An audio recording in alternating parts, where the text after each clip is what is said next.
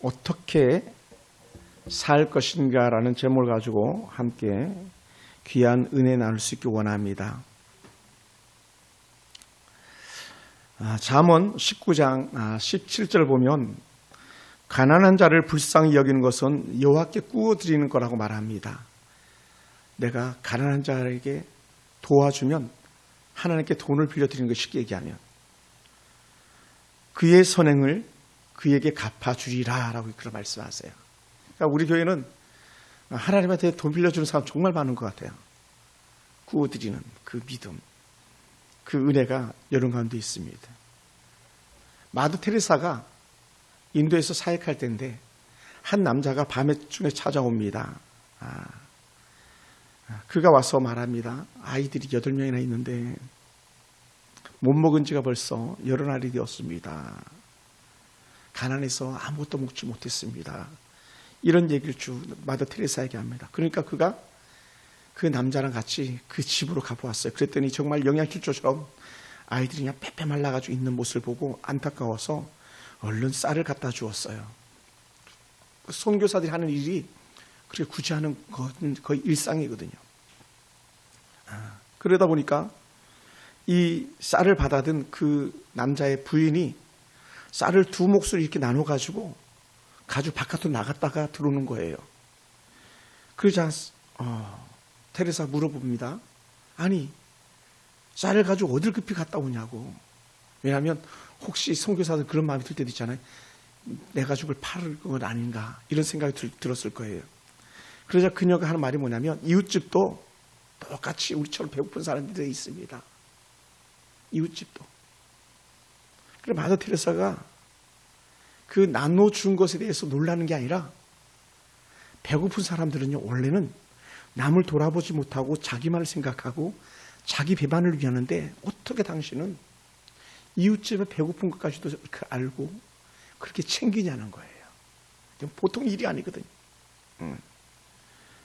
여러분 아파본 사람이 아픈 사람의 심정을 안다고 했는 것처럼 아마 이 여인에게는 그런 마음이 있지 않았을까 생각됩니다.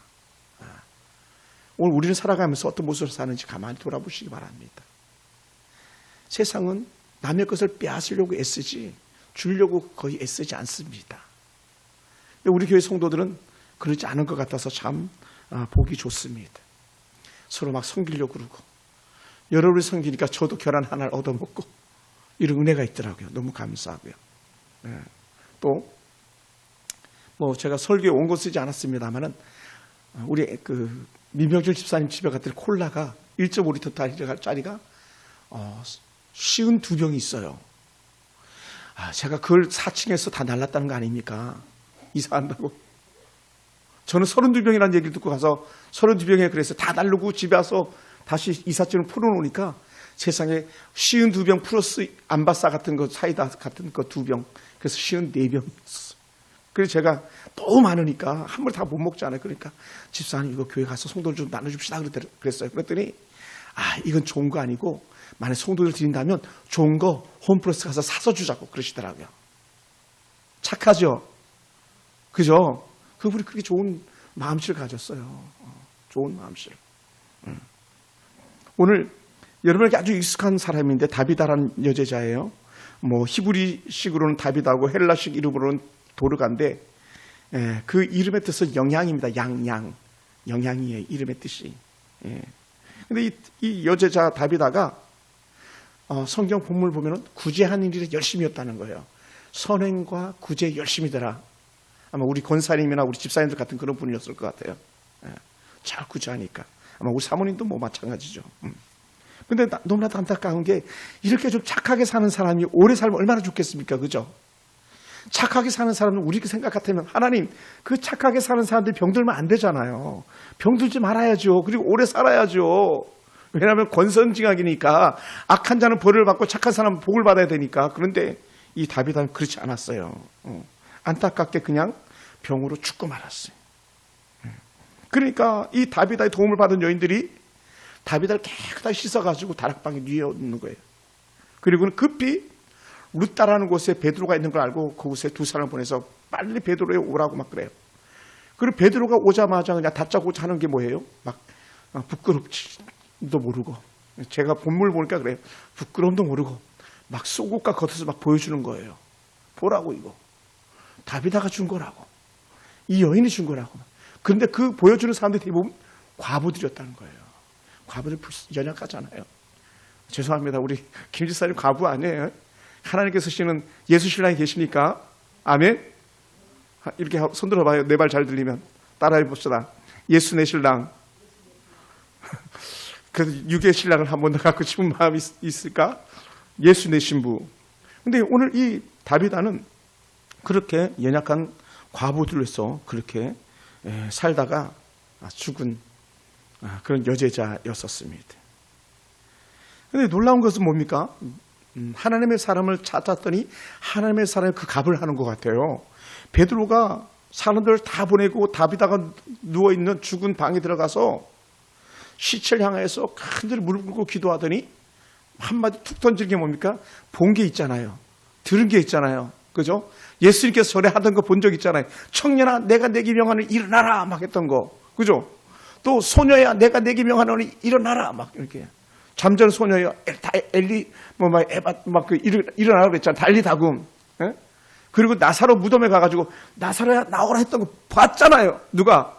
베드로가 봤잖아요. 그러니까 다 나가게 한 다음에 저는 예수님을 따라서 야고보와 요한과 더불어 들어가서 본 적이 있었으니까 그가 하는 말이 뭡니까? 다비다야 일어나라. 다비다야 일어나라. 그런데 놀라운 게 뭐냐면 세상 말로 하면 그거예요. 아주 그냥 귀신을 곡할 일이 일어난 거죠. 막 죽었던 자가 벌떡 일어나는 거예요. 아니 양준혁 성도님 아버님 돌아가셨는데 너무 평안해 보인 거예요. 만약 거기서 양준혁 아버님 일어나세요 했을 때 벌떡 일어나면 아마 염하던 사람들 뒤로 다 자빠졌을 것 같아. 근데 지금 뭐 베드로와 다비다밖에 없었으니까. 근데 일어나서 눈을 뜨는 이 초자연적 현상들이 일어납니다. 그리고는 이 살아난 다비다를 보고 과부들이 또 온 유바 사람들이 주를 믿었다. 이렇게 오늘 성경에 말하고 있어요. 여러분, 선행과 구제와 승림을 다한 사람도 그러다 보니까 어떻게 돼요? 저는 오늘 이 본문을 보다 보니까 고난이 올 수 있다라는 거예요. 따라서 착한 사람도 고난이 올 수 있고 예수 잘 믿는 사람도 고난이 올 수 있다. 그러니까 우리는 왜 나만 겪는 고난이냐고 막 이렇게 찬양하면서 불평하지 마세요 노래할 때에 좀 억울하기도 해. 왜 나만 그렇게 고난을 당하냐고. 이상하게 없는 사람들이 더 고난이 커요. 제 주변의 목사님들 봐도 그렇고 없는 목사님들 고난이 커요. 그런데 다 착해. 고난 중에 있는 사람들 보면. 그런데 고통에 시달려도 여인이 죽었으니 얼마나 정말 마음이 사람들이 애통했겠습니까? 이제는 그것만이 아니라 이제 도와주지도 못하잖아요. 죽었으니까. 그러니 뭐 더 절망적인 거죠. 그러다 보니까는 이 사람들 그런 마음이 아니었겠죠. 다비다가 죽어서는 안 된다는 그런 생각이 컸겠죠. 그러다 보니까 어떻게 돼요?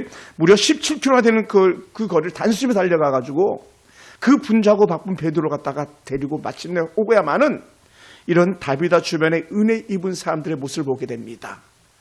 여러분, 사실은요, 사람이 죽었는데 뭐 서둘 게 뭐 있어요? 그렇잖아요. 일반적인 것 같으면 서둘 이유가 하나도 없잖아요. 여러분, 제가 병원 신방할 때도 그래요. 만약에 죽었다는 소리 들으면 서둘 이유가 없어요. 이미 죽었으니까. 근데 혹시 막 임종을 앞두고 있거나 또 그냥 위독하다거나 아니면 많이 아프다거나 하면 막 급히 만살 제쳐놓고 달려가는 거거든요. 저는 그렇게 지금까지 사역해왔고 앞으로도 그렇게 할 거예요. 근데 다비다가 죽었다는 말을 듣고 베드로가 그들을 따라와서 함께하는 그런 모습을 보게 됩니다. 그리고는 다비다가 다시 자신들에게 준 옷을 보여주면서 정신없이 울고 있는 그런 여인들을 바라보고 베드로는 어쩔 바 알지 못했을지도 모릅니다. 여러분, 왜냐하면 죽음이란 울어도 소용이 없는 것 아닙니까? 운다고 죽은 사람이 살아 돌아온다면 전 100번, 1000번, 만번이라도 울어가지고 돌아가신 우리 엄마 좀 불러내고 싶고 남규영 집사님 멋진 그 어머님도 불러내고 싶고, 그죠? 엄마 보고 싶잖아요. 엄마 보고 싶잖아요. 그죠? 막 불러내고 싶고 저도 아버님 막 불러내고 싶고 어제 양주여 성도가 전화로 이렇게 제가 통화를 하는데 막 눈에 눈물이 글썽글썽 하더라고. 왜 그랬냐면 사망 신고가 어저께 완결이 됐다고. 너희 아빠 진짜로 돌아가셨어. 행정적으로 어저께 맞춰졌다고 하는 문자를 받았다고. 그냥 울면서 그냥 전화를 통화하는데 그 큰 등치에 울어요. 근데 얼마나 마음이 짠혀 전라도 말로 그러더라고요. 지금 그런 상황이었어요. 그런데 베드로는 다비다를 위하여 혼자 기도하기를 시작하더라는 거예요. 기도하기를. 여러분, 그러니까 기도하는 자에게는 놀라운 은혜가 있는 거예요. 그 기도가 길든 그 기도가 짧든 기도한다는 것 자체는 놀라운 은혜가 있어요. 놀라운 은혜가. 그리고 기도하는 사람에게는요, 죽은 자를 살리는 놀라운 역사가 있음을 오늘 이 베드로를 통해서 우리에게 보여주고 있습니다. 무릎을 꿇고 간절하게 기도하던 베드로가 다비다야 일어나라니까 그가 죽은 자가 말을 듣고 일어났다는 것 자체가 말 그대로 기절초풍할 노릇이었던 거죠. 여러분, 성경은요 분명하게 선언합니다. 다비다는 죽었다. 그걸 더 확인시켜주는 말이 뭔지 아십니까? 여러분, 장례식 가면 몸을 깨끗하게 씻겨 놓습니다. 그죠? 그런 것처럼 다비다를 깨끗하게 씻겨가지고 뉘어놓았다 그러잖아요. 이건요 죽은 것에 대한 확인이에요. 확인. 그런데도 불구하고 다비다를 처리하지 않고 시체를 뉘어놓고 베드로를 찾는 이 사람들의 믿음은요 보통 믿음이 아닌 것이죠. 이러한 믿음이 저와 여러분 가운데도 있기 원합니다. 그리고 베드로는요 더더욱 정말 쇼킹한 거예요. 베드로가요 전에 사람 살려 본 적이 있어요? 없어요? 사람 살려 본 적이 없어요. 기껏해야 안전뱅이 일으켜 세우고 소경 눈뜨게 하고 이 정도였을 거예요. 근데 어떻게 무모한 도전이 일어나는 거죠. 무모한 도전. 그가 제정신이 아니듯이 기도하기를 시작하는 것. 이게 어디서 오는 것 같습니까? 하나님의 은혜의 충만함의 은혜의 결과가 뭐냐면 기도는요 무지막지한 믿음을 갖다가 동원하는 능력인 줄 믿습니다. 할렐루야. 할렐루야. 그러니까 기도는요 늘 얘기하지만 절대 계산하는 게 아니라 수치로 평가되는 것이 아니라 믿음으로 평가되는 것이다. 그러니까 베드로가 정말 기도를 하고 시작했더니 정말 자신의 기도의 말을 들은 것처럼 그 여인이 벌떡 일어나는 이 역사를 보게 되니 얼마나 놀라운 일이었겠습니까? 그러면 우리 기억해야 됩니다. 왜 이런 일이 일어났는가? 왜 하필 베드로가 기도하니까 다비다가 살아났는가? 그 이유를 우리는 깊이 생각해 보아야 됩니다. 또 베드로를 통해서 도로가를 굳이 살려만 했을까? 이건 하나님의 초자연적인 거잖아요. 죽은 자를 다시 일으켜 세우는 것은 자연 질서를 파괴하는 행위이기도 하거든요. 왜냐하면 성경은 죽었다가 났다가 죽었다가 이게 계속 반복되는 역사거든요. 그게 족보로 이어지는 거거든요. 모든 사람이 태어났으면 모든 사람한테 죽게 돼 있는 게 영적 원리거든요. 그런데 어떻게 이 질서를 다비다를 살림으로 깨뜨리는 그런 베드로의 그런 모습을 이렇게 우리가 볼 수 있습니다. 왜 그렇게 하셨는가요? 하나님은 왜 베드로를 통해서 그를 살려주셨는가? 우리 한 번 더 생각해 볼 수 있게 되기 원합니다. 여러분, 우리는요 이 여인이 어떻게 살았는지 다시 한번 확인해 보길 원합니다. 우리 39절을 말씀을 통해서 한번 봅시다. 39절에 다 같이 39절 시작. 베드로가 일어나 그들과 함께 가서 이르매 그들이 데리고 다락방에 올라가니 모든 과부들이 베드로 곁에 서서 울며 도르가가 그들과 함께 있을 때에 지은 속옷과 겉옷을 다 내보이거늘. 할렐루야. 오늘 이 여인이 깨끗하게 살아납니다. 다시 이제 기도할 때 그 살아난 역사가 일어납니다. 어떻게 그런 일이 있는가를 갖다가 어떻게 정말 다시 베드로가 와서 기도하고 시체를 놓고 기도할 때에 그가 일어날 수 있었는가에 대한 이유를 오늘 성경은 우리에게 이미 답을 먼저 주고 있는데 그게 뭐냐면 선행과 구제한 일이 열심이었다고 하는 36절 말씀을 통해서 볼 수 있어요. 36절의 삶이 갖고 있는 은혜는 뭐냐 했을 때 39절과 40절로 이어지는 말씀에 그것은 다시 살아남이에요. 아멘. 여러분, 오늘 저와 여러분의 삶을 통해서 이러한 은혜 역사들이 다시 재현되어지길 주님으로 축원합니다. 할렐루야. 그래서 하나님께서는 베드로를 통해서 다비다를 다시 살리신 분명한 목적이 있습니다. 목적. 어떤 목적이 있는가? 그것은 다비다의 삶을 통해서 첫째는 우리도 다비다처럼 살아야 된다는 거예요. 할렐루야.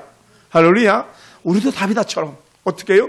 너희도 선행과 구제한 일에 열심을 내라라는 거예요. 아멘. 이게요 보통 말씀들이 아니에요. 출애굽기를 봐도 그렇고 레위기, 민수기, 신명기 넘어가면서도 계속 그런 말씀들이 반복되어지거든요. 우리는 우리 자신만을 위해서 사는 사람들이 아닌 거예요. 근데 누가 이걸 실천했는가? 여제자라고 하는 칭송을 받는 이 다비다가 그런 삶을 살아낸 거예요. 아멘. 어떤 선행과 구조의 열심이 특심이었던 그런 마음을 가지고 그런 삶을 살아낸 사람들입니다. 그러니까 오늘 너희도 다비다처럼 살아봐라 이렇게 얘기하는 거예요. 할렐루야. 다비다처럼. 그러니까 내 품 안에 있는 것을 이렇게 꺼내주면서 내어줄 수 있는 이것이 다비다의 진정한 삶의 모습이었다면 오늘 너희들도 그렇게 살아야 되지 않겠니라고 하는 영적 도전을 주고 있습니다. 또 믿음의 사람들의 선행과 구제와 다른 사람들을 섬기는 삶은요. 뭐라고요? 하나님께서 주목해보고 계시다는 거예요. 하나님께서.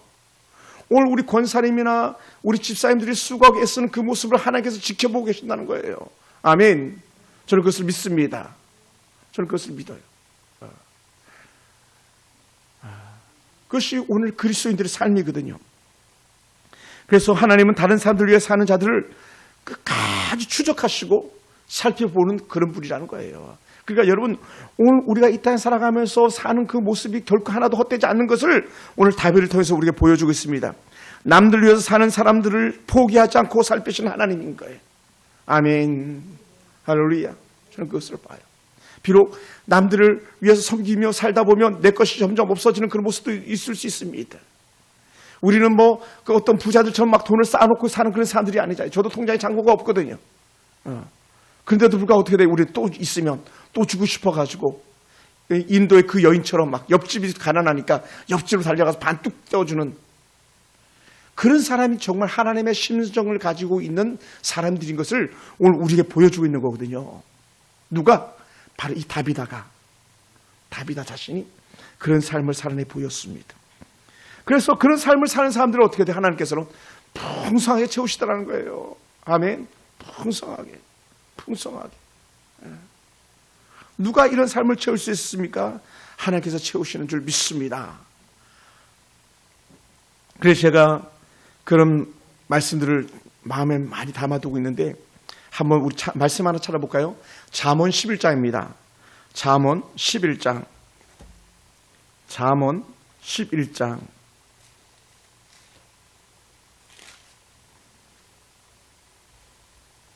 24절, 25절 두 절입니다.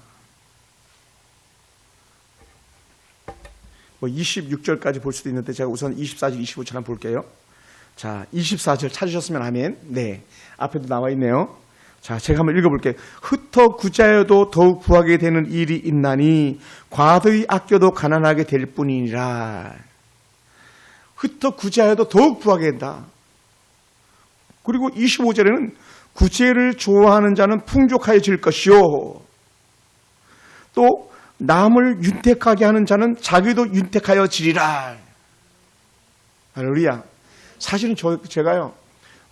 지난주인가 그 앞에 주인가 우리가 우크라이나에 헌금을 이렇게 보냈잖아요. 그 앞에 주군요.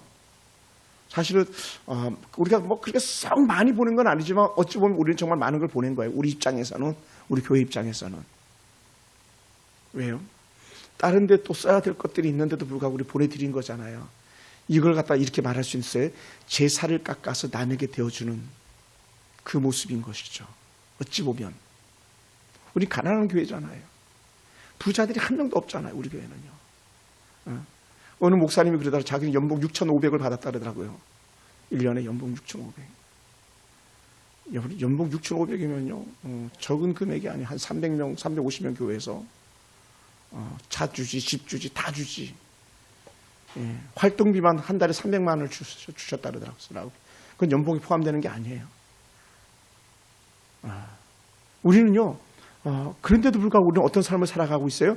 모자라는 것처럼 살아가고 있지 않는가 그런 거예요. 모자라 있는. 그런데 오늘 여기서는 그렇게 말하잖아요. 25절에서 구제를 좋아하는 자는 풍족해질 것이다. 너 좋니? 그럼 내가 더 줄게 이렇게 하는 줄 믿습니다. 할렐루야. 저는 이것을 지난해 우리가 캄보디아의 그 교회에 증축한다고 하는 어느 목사님 선교사님한테 돈을 보내보았잖아요. 그럴 때 생각지도 않은 곳에서 막 선교비 이것도 드려야 됩니다. 저것도 드려야 됩니다 하면서 막 와가지고 보낸 것보다 훨씬 더 많은 헌금을 여러분이 하셨었거든요. 오늘 이런 은혜를 우리는 경험하고 있는 거예요. 남을 윤택하게 하는 자는 자기도 윤택해질 것이라는 거예요. 가난한 자들을 윤택하게 하는 자는 오히려 우리도 윤택하게 된다는 거예요. 이게 놀라운 영적 원리인 줄 믿습니다. 그러면서 반대도 있잖아요. 반대는 26절이에요. 잠언 11장 20절 보면 한번 읽어볼까요? 같이 곡식을 시작. 곡식을 내놓지 아니하는 자는 백성에게 저주를 받을 것이나 파는 자는 그의 머리에 복이 임하리라. 곡식을 내놓지 아니하는 자는 백성에게 저주를 받을 것이다. 이 본문이 사실은 어디서 잘 적용될 수 있는 거냐면 요셉이 감으로쓸 때의 곡식을 그 일부 지역 나라에 팔아내요. 풍년 때 거둬들였다가 만약 요셉이 안 팔았다고 생각해 보세요. 그건 하나님의 영적 원리 위배죠. 그리고 어떻게 돼요? 파는 것도 복인데 하물며 거저주는 거야. 얼마나 큰 복이겠냐는 거예요. 할렐루야. 할렐루야. 오늘 일하는 은혜가 우리가 믿기 원합니다. 또한 특별히 28절 말씀 한 번 더 보겠습니다. 잠언 11장 28절. 자, 한번 봅시다. 다 같이 시작. 자기의 재물을 의지하는 자는 패망하려니와 의인은 푸른 잎사귀 같아서 번성하리라. 자기의 재물을 의지하는 자는 패망하려니와 의인은 푸른 잎사귀 같이 번성한다는 거예요. 하나님께서 번성으로 채워주신다는 겁니다. 그러니까 다비다는 이 잠언 11장의 영적 원리를 다 알고 있는 사람 같아요. 다. 우리가 드리는 게 뭡니까? 첫째는 하나님께 올려드리고 두 번째는 사람들에게 뿌려주는 거거든요. 이 삶을 멋지게 산 사람이 우리가 잘 아는 룻게 나오는 보아스라는 사람이 그런 삶을 살아냈잖아요. 오늘 우리가 신약에서는 그의 대등한 자격을 가지고 살아가는 사람이 있다면 오늘 이 바로 한 사람 바나바고 한 사람은 다 도르가라는 이 여인의 모습이 아닌가 생각되었습니다. 사랑하는 성도 여러분, 이사야 선지자는 이렇게 표현했어요. 이사야 58장 10절 11절 그냥 제가 읽어보겠습니다. 줄인 자에게 내 심정을 동하며 괴로워하는 자의 심정을 만족케 하면 너무 힘들어하는 자에게 그를 위로하고 함께 세워주기만 한다면 내 빛이 흑암 중에서 떠올라 내 어둠이 낮과 같이 될 것이며 여호와가 너를 항상 인도하여 마른 곳에서도 내 영을 만족케 하며 내 뼈를 견고하게 하리니 너는 물된 동산 같겠고 물이 끓지 않는 샘 같을 것이라. 이렇게 말씀해요. 이 말씀이 어디 있냐면 바로 제 자리 뒤에 있어요. 상에 제 예배상이 있어요. 이사야 58장 이르는 말씀. 하나님께서는 우리에게 무슨 은혜를 주셨냐? 계속 주는 자의 삶을 살게 만들어 주셨다는 것을 믿으시기 바랍니다.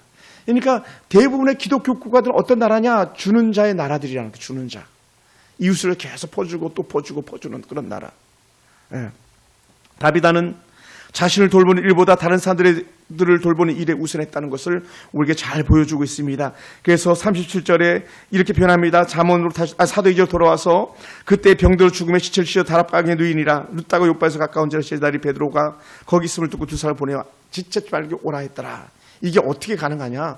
그것은요, 그가 그런 삶을 살았기 때문에 사람들의 마음을 움직여서 베드로를 오게 하는 거기까지 나가는 거예요. 뭐라고요? 선행과 구제는 주변 사람들의 마음을 움직이는 힘이 있습니다. 할렐루야. 할렐루야. 여러분, 그러면 사람들이 베드로에게 그녀가 지어준 겉옷과 속옷을 보면서 윤택하게 살았던 자신들의 모습을 보여주면서 다윗은 분명히 살아나야 됩니다. 이런 말을 했었을 것 같아요. 사랑하는 성도 여러분, 하나님은요 어떤 분이냐? 하나님은 언제나 생명을 살리는 일에 집중하시는 그런 분이에요. 그렇다면 우리도 마찬가지예요. 우리가 하나님의 자녀로서 해야 될 일이 뭐냐? 그것은요 분명합니다. 남을 살리는 일, 남을 돕는 일. 아멘. 사실 그게 교회가 해야 될 일이고 오늘 저와 여러분이 해야 될 일인 줄 믿습니다. 우리가 왜 기도합니까? 우리가 왜 구원받은 자 하나님의 자녀로서 자라갈 수 있겠습니까? 바로 오늘 우리가 생명을 살리는 일에 집중하기 위함인 줄 믿습니다. 그래서 하나님은 다윗의 죽음을 헛되지 않게 하셨습니다.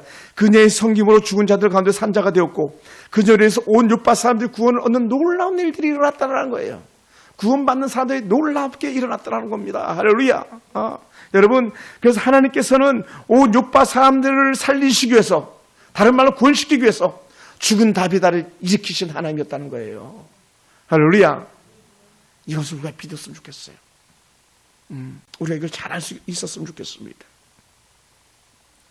우리는 남을 섬기는 일에는 아주 특별한 사람들만 할 수 있는 것처럼 여기기도 할 텐데 그러지 않아요. 우리는 모두 다 할 수 있는 일입니다. 우리 하나님께서는 그 모두 다 할 수 있는 일을 한 다비다를 들어 쓰시고 다비다를 통해서 구원의 역사를 이루어가시는 그런 분이기 때문에 그렇습니다. 할렐루야. 사랑하는 성도들, 그러므로 어떻게 돼요? 오늘 이 다비다를 살렸던 은혜의 목적은 그녀를 살림으로써 하나님의 놀라운 구원 얻는 자들을 대해가는 것이고, 또 다비다처럼 삶을 살도록 하나님께서 우리에게 재촉하셔서 우리를 통해서 또다시 구원받는 사람들이 되어가게 하기 위한 분명한 목적이 있다는 것이죠.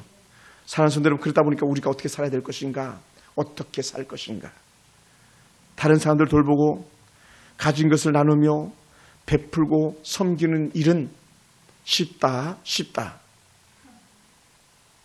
안 쉽죠, 그죠? 쉽지 않아요. 우리는 남을 위해서 살아야 한다는 것은 너무나도 잘 알고 있어요. 그렇잖아요. 그런데 반대로 남을 위해서 살아야 한다는 건 너무나 잘 알고 있지만 남을 위해서 사는 것은 정말 어려운 거라는 거예요. 그러면 어떻게 돼요? 예수님께 하셨던 것처럼 자기 부인, 나는 없고 주만 보이면 가능한 거예요. 우리가 현실로 돌아오면 행동으로 옮기는 것은 그리 쉬운 일이 아닙니다. 그렇지만 우리는 남을 섬기는 일은 아주 특별한 사람들이 하는 것처럼 여기기도 하겠지만, 그러나 그것도 역시 우리가 할 수 있는 일인 줄 믿습니다.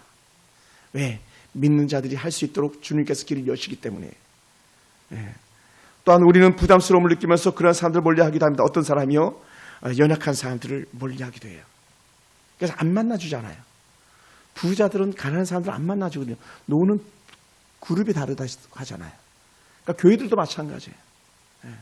안타깝지만 그 라지 그룹 목사님들만 큰 무리들만 이렇게 교제한다 그러잖아요. 그러니까 저같이 가난한 목사는 가난한 목사님들만 이렇게 교제하는 거예요. 그러니까 나눠줘도 큰 부자들이 100개, 1000개, 10,000개 주시다면 우리 겨우 하나, 둘 주지만 어떻게 돼요? 그 안에서 만족을 느끼면서 살아가는 것이죠. 여러분 어떻습니까? 여러분 스스로 한번 이렇게 돌아보시기 바랍니다. 여러분 주변에 있는 사람들이 혹시 재벌 있어요? 재벌? 혹시 하늘자매 주변에 큰 부자 있어요? 있어? 늘 만나? 나만큼 큰 부자지?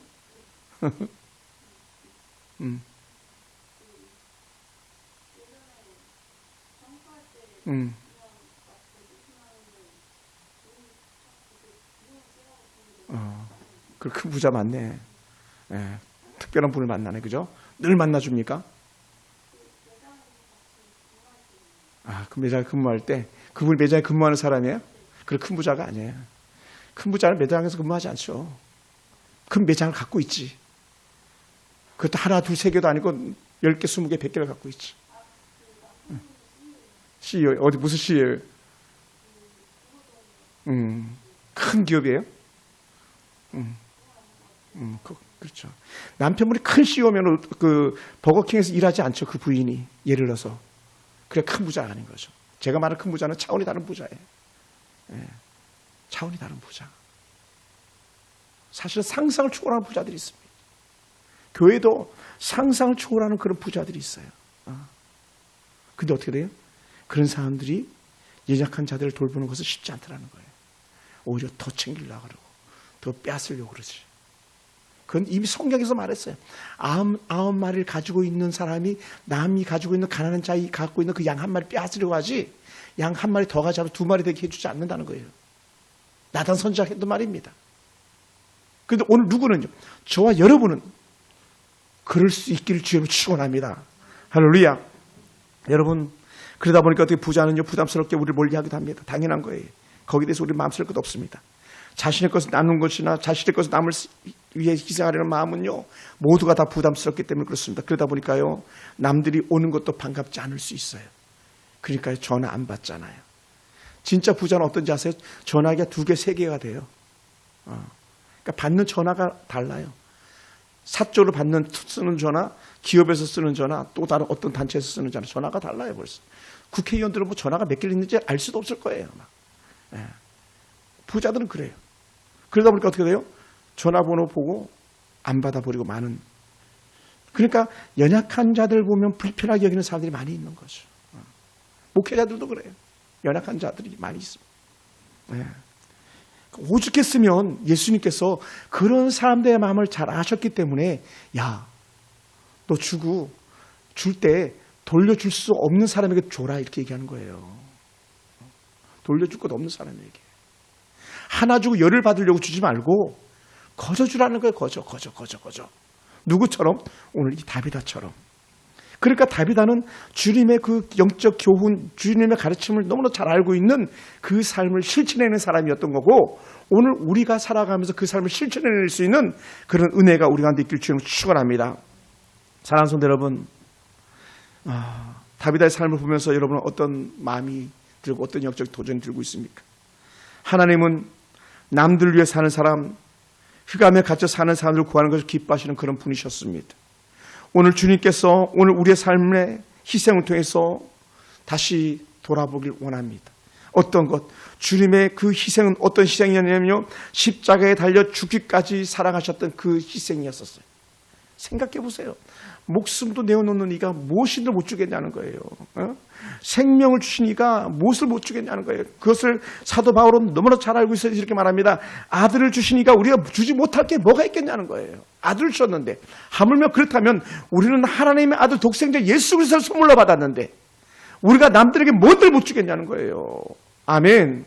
여러분, 거기에 우리는 싸우고 따지고 할 게 없어요. 우리는 거저 받았으니 거저 주어라 해. 우리는 전심으로 사는 사람들에게 원합니다. 누가 다른 사람들, 연약한 이들을 위해서 사는 사람들이 있겠습니까? 다른 사람을 살리는 길은요, 곧 내가 사는 길이었던 것을 꼭 기억하시기 바랍니다. 다른 사람을 살리다 보니까 자신이 사는 길을 찾게 된 거예요. 누가? 다비다가. 다비다의 삶이 거저 주는 자의 삶이었잖아요. 여러분, 다비다만 그렇습니까? 마르다나 마리아는 얼마나 많은 성경을 풀었습니까? 요한복음 11장에 나오는 마르다와 마리아는요, 예수님을 위해서 살았던 그런 사람들인 것 같아요. 그러다 보니까 어떻게 돼요? 그가 그의 오라비를 살리는 길에 복을 받아 누리지 않습니까? 사랑하는 성도 여러분, 오늘 우리에게도 다시 은혜가 있기 원합니다. 하나님께서는 다비다가 연약한 자들 위해서 산 것을 헛되이 돌리지 않았습니다. 오늘 저와 여러분이 비록 그 결혼 하나일지라도 그걸 깨서 상대방에게 나눠줄 수 있는 그런 삶의 모습을 갖다 하나님께서는 반드시 기억하시는 줄 믿습니다. 때로는 가난한 아빠에게, 가난한 엄마에게 정말 용돈입니다 하면서 넣어주는 그 때로는 10만 원, 20만 원, 30만 원 결코 헛되지 않은 돈인 줄 믿습니다. 할렐루야. 또 이웃의 연약한 이들을 돌보면서 이거 몰래 갖다 싸면서 슬쩍 주머니에다 넣어두는 그 물질이 결코 헛되지 않은 줄 믿습니다. 저는 그것을 믿습니다. 하나님이 구제와 선행하는 자를 죽음에서 일으키셨는데 오늘 여러분께서 행하시는 그 작은 구제들에 대해서 얼마나 기쁘게 여기시겠냐는 거예요. 그것을 바라보시고 믿으시기 바랍니다. 사랑하는 성도 여러분, 우리는 섬길 때 가장 큰 기쁨을 누리는 사람들입니다. 우리는 구제하면서 선행을 베풀 때 가장 큰 기쁨을 누리는 사람들입니다. 그래서 죽음에서도 생명으로 역사하시는 하나님의 은혜를 바라볼 수 있는 것이 선행과 구제를 통해서 나타나는 거예요. 우리는 그렇게 살았으면 좋겠어요. 우리는 그런 교회가 됐으면 좋겠습니다. 그러다 보니까요, 우리는 때로는요, 여러분, 등 떠밀려 하는 선행이라도요, 하는 게 좋습니다. 억지로 하는 봉사라도요, 하는 게 좋습니다. 할렐루야. 왜 그럽니까? 왜 그렇습니까? 예수님께서 십자가 지고 그렇게 겟세마네 동산 올라가실, 갈보리 동산 올라가실 때에 그 잠시 잠깐 졌던 구레네 시몬의 가정이 복을 받잖아요. 억지로 십자가인데도 복을 받는 거예요. 억지로 봉사시켰는데 그것이 복이 되는 거예요.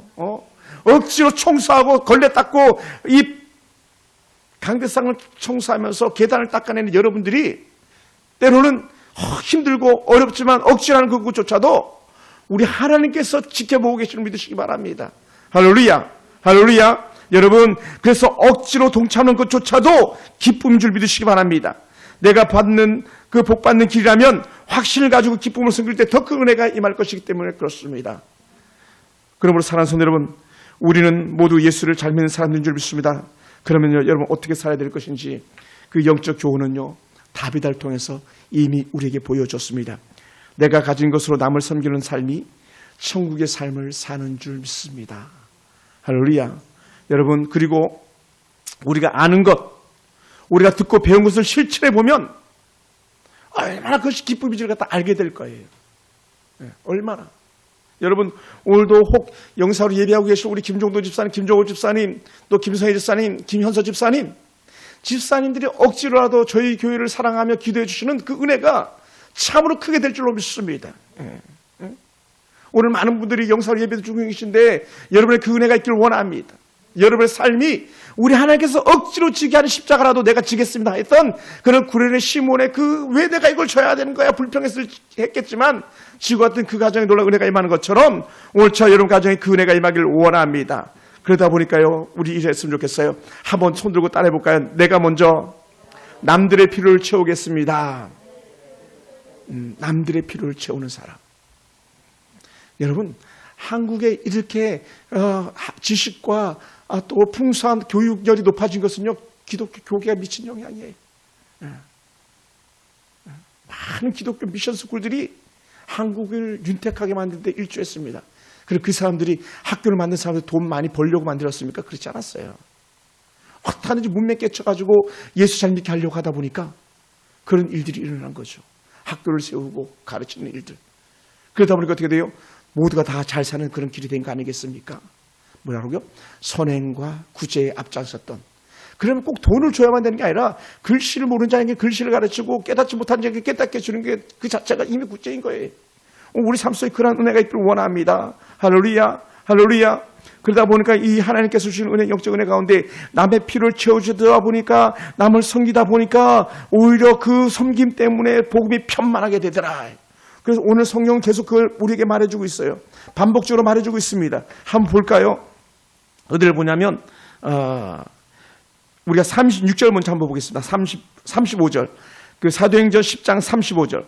룻다와 샤론에 사는 사람들이 다 그를 보고 주께로 돌아오니라. 이건 위에 나온 애니아라는 한 사람 때문에 그런 거예요. 애니아라는 사람을 갖다가 살렸더니 주께로 돌아오는 사람들이 많았습니다. 바로 1차적으로. 그러니까 사도행전은 여전히 우리에게 말하는 게 뭐냐면 믿고 주께로 돌아오는 자가 많더라. 뭘 통해서? 복음 전파를 통해서. 근데 그 복음 전파가 뭐냐? 선행과 섬김으로 일어나더라는 거예요. 그리고 오늘 또 다시 한번 봅니다. 어디를 봅니까? 42절이에요. 사도행전 10장 42절. 다 같이 한번 읽어봅시다. 짧은 본문이니까 다 같이 시작. 온 요파 사람이 알고 많은 사람이 주를 믿더라.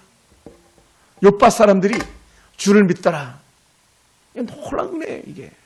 그러니까 이것은 정말 하나 놀란 영적 역사 나타나는 줄 믿습니다. 놀라운 은혜예요. 여러분, 우리가 그것을 이렇게 잘 되새겼으면 좋겠어요. 사랑하는 성도 여러분, 그리고 한 가지 우리 가운데 영적 도전이 일어나기 원합니다. 여러분, 만약에요, 여러분들이 죽었다고 살아났다고 생각해 보세요. 그때 사람들이 말했을 거 아니에요. 다윗아요, 우리가 베드로 사도 데려와가지고 살려달라고 애썼습니다. 살아나서 감사합니다. 막 과부들이 막 그렇다고 생각해 보세요. 다윗아가 그 과부들을 어떻게 섬겼겠어요? 한번 다르니까 더 잘 섬겼을 거예요. 더 잘 섬기는 그런 다윗아의 모습이었을 것입니다. 그리고는 다윗아가 살아남으로 말미암아서 그 다윗아를 통해서 구제받았던 사람들은 기쁨이 더 충만했을 거예요. 더 얼마나 기쁨이 충만했겠습니까? 우리나 되니까 완악하고 강박하니까 받은 은혜를 까먹고 제 멋대로 예수 없는 것을 살아가는 것이지, 오늘 이 사람들은 직접 죽었다가 살아난 다윗아를 보았기 때문에 하나님의 은혜가 큰 것을 갖다가 노래하지 않을 수 없었어요. 그러니까 더 크신 하나님을 그들이 마음껏 경험할 수 있었던 것이죠. 오늘 여러분의 삶 속에서 여러분의 아름다운 성령을 통해서 어떤 역사들이 일어났는지 한번 가만히 뒤돌아보시기 바랍니다. 여러분 한 사람 한 사람 때문에 누가 예수 믿고 구원받았는지를 가만히 한번 뒤돌아보시기 바랍니다. 어떻게 그것이 가능하게 됐는가? 그것은요, 거저 주는 삶 가운데서 시작된 거예요. 여러분, 예수 믿으라고 말 한마디 건네는 것조차도 사실 쉽지 않은데, 그런 말 한마디 하는 것조차도 사실은 선행과 구제에 앞장서는 그런 은혜고요. 그렇게 말 한마디 하면서라도 그냥 거저하지 않고 작은 것 입다심 시킬 수 있는 그것이 있었다면 그것은 또 다른 한참 높은 선행과 구제의 모습이었고요.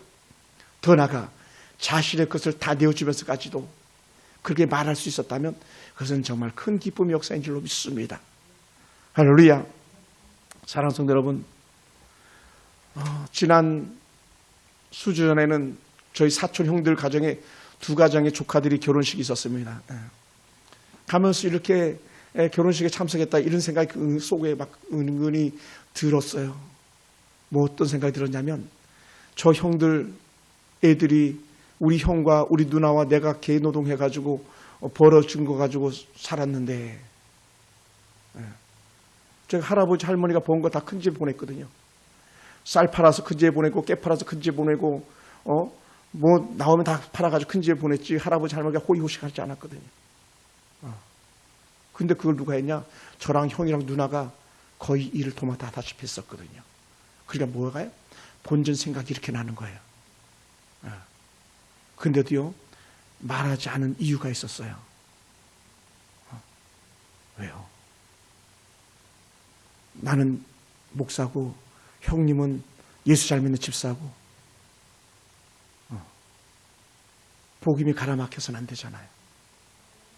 복음이 돈을 잃지 예수를 잃어서는 안 되잖아요. 그 은혜를 우리가 누리는 거예요. 누구처럼? 다비다처럼. 우리는 손해보았다고 발끈하는 게 아니라 손해볼 줄 알면서도 손해보는 길을 들어서는 것이 우리가 가야 될 십자가 길인 줄 믿습니다.